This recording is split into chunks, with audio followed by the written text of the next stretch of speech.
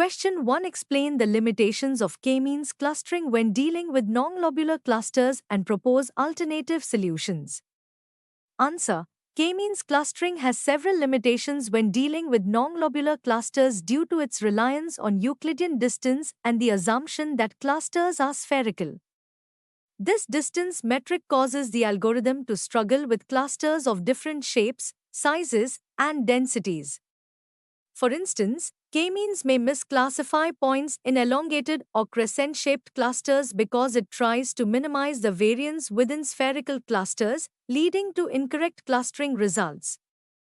Additionally, k-means is sensitive to outliers, which can disproportionately influence the positioning of centroids and adversely affect the clustering performance. Alternative solutions to address these limitations include 1. DBSCAN. Density-based spatial clustering of applications with noise. DBSCAN can find arbitrarily shaped clusters by identifying dense regions of data points and expanding clusters from these regions. It also handles noise by treating points in low-density regions as outliers. 2. Agglomerative hierarchical clustering. This method builds a hierarchy of clusters through a bottom-up approach, where each data point starts as its own cluster, and clusters are merged based on a linkage criterion. It can capture a variety of cluster shapes and is not restricted to spherical clusters. 3. Gaussian mixture models. GMMs assume that the data is generated from a mixture of several Gaussian distributions.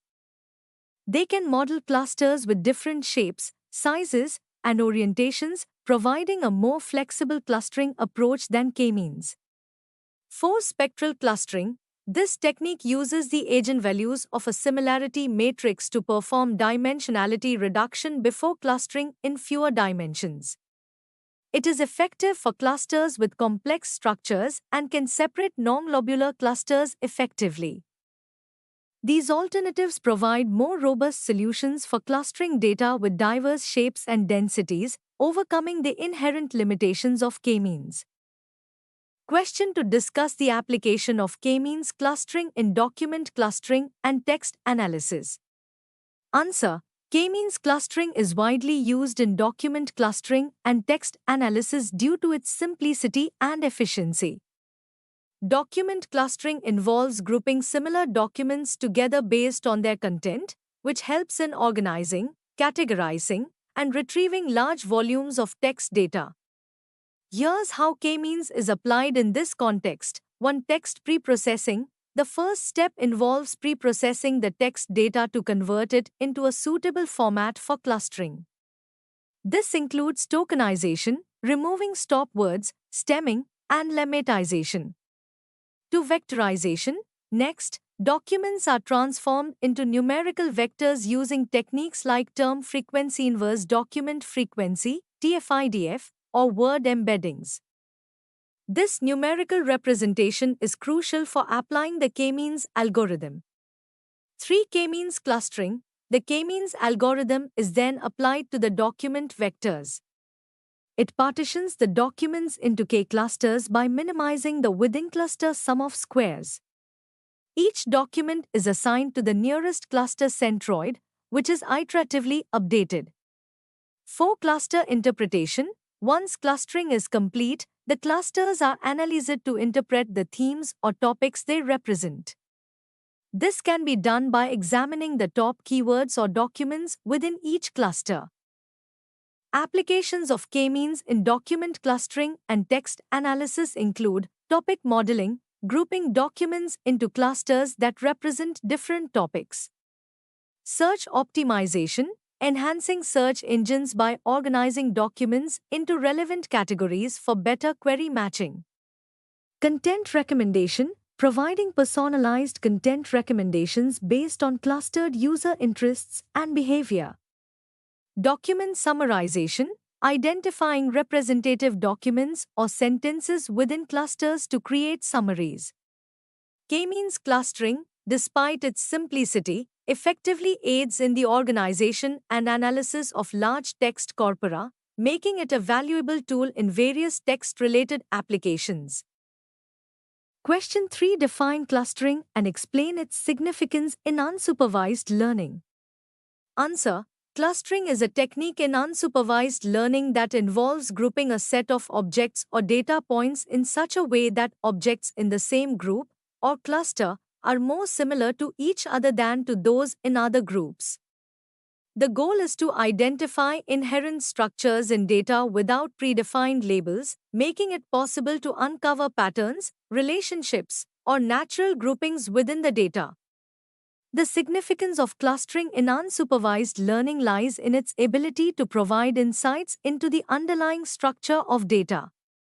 It is widely used for 1. Pattern recognition by grouping similar data points.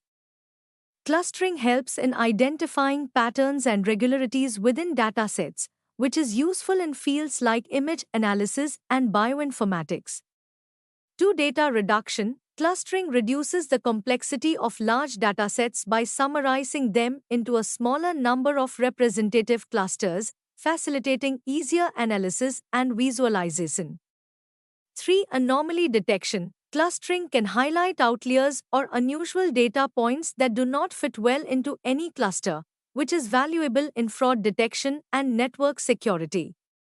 4. Market segmentation. In marketing, clustering helps in identifying distinct customer groups based on purchasing behavior or preferences, enabling targeted marketing strategies.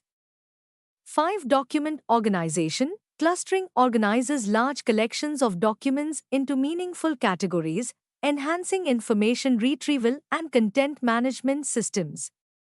Overall, clustering is a fundamental tool in unsupervised learning, offering a versatile method for data exploration, pattern discovery, and knowledge extraction across various domains.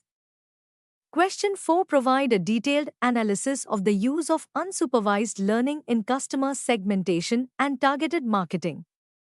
Answer: unsupervised learning is pivotal in customer segmentation and targeted marketing, enabling businesses to tailor their strategies based on discovered customer patterns and behavior. Customer segmentation involves dividing a customer base into distinct groups that share similar characteristics, which is crucial for personalized marketing efforts. Customer segmentation. 1. Data collection. Unsupervised learning algorithms analyze large datasets comprising customer demographics, purchase history, browsing behavior, and engagement metrics. 2. Clustering techniques. Techniques like k-means, DBSCAN, and hierarchical clustering are employed to identify natural groupings within the customer data. These clusters represent segments of customers with similar behavior or preferences. 3. Feature analysis. The significant features that define each cluster are analyzed, such as age, location, purchase frequency, and product preferences, to understand the unique attributes of each segment. Targeted marketing. 1. Personalization. Segmented customer groups allow businesses to create personalized marketing campaigns that resonate more effectively with each group. For instance, young adults might receive promotions on trendy items, while frequent buyers might get loyalty rewards.